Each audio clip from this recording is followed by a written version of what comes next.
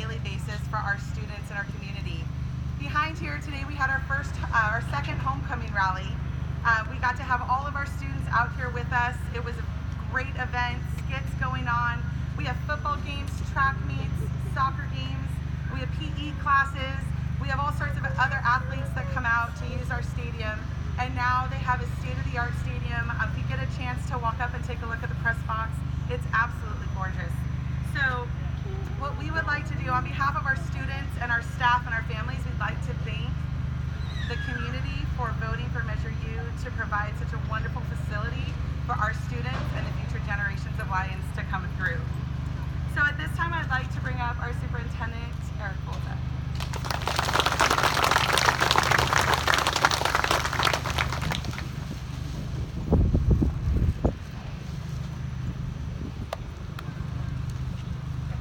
You know, in 1963, the Liberty Union High School District Board of Trustees had the foresight to buy a little less than 29 acres from Harold Butcher. It was known as the Butcher property. They purchased it for $93,000. Today, you can see that property because our athletic fields, our stadium, our farm, our student parking lot, and even our district office makes up that three-sided piece of property.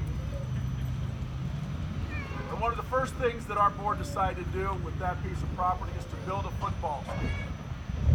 And in 1965, almost 54 years ago, in October, during its homecoming day, it dedicated that stadium to Judge Teddy Ohmstede.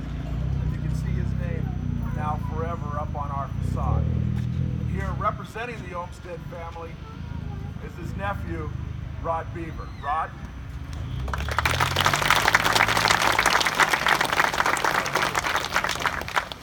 And since that time, the stadium has had many facelifts.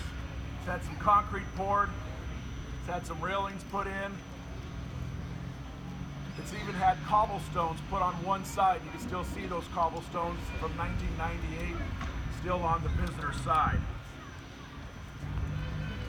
And then in the fall of 2000, to dedicate its press box, it named the press box in honor of a man who was announcing Liberty football games for 40 years.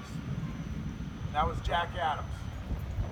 And here representing Jack Adams is his son, Dr. Doug Adams, and his wife.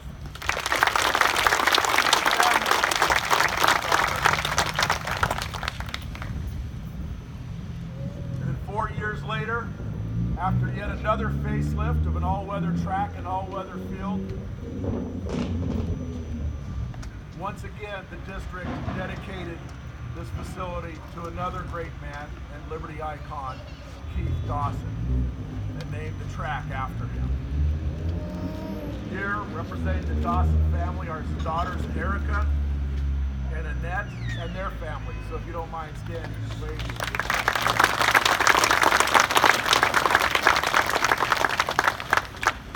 Which brings us here today to our latest rededication, our latest facelift. It took almost 2 years to complete, the latest on the Butcher property, at a cost of about $11 million for the fields and stadiums. And none of this would be possible without the forward thinking of our current board and also our Measure U committee members that are here today. Our chair, Janice Stonebarger, committee members, Bev Cleland and Danielle Douglas.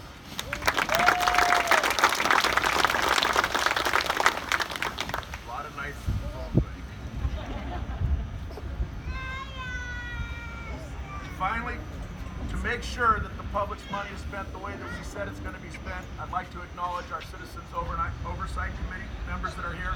Art Maharis, don't see him. Josh Aldrich, I did see him earlier. There's Josh.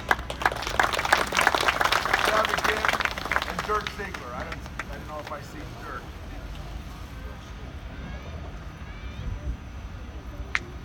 And finally, I'll close by saying one last thing.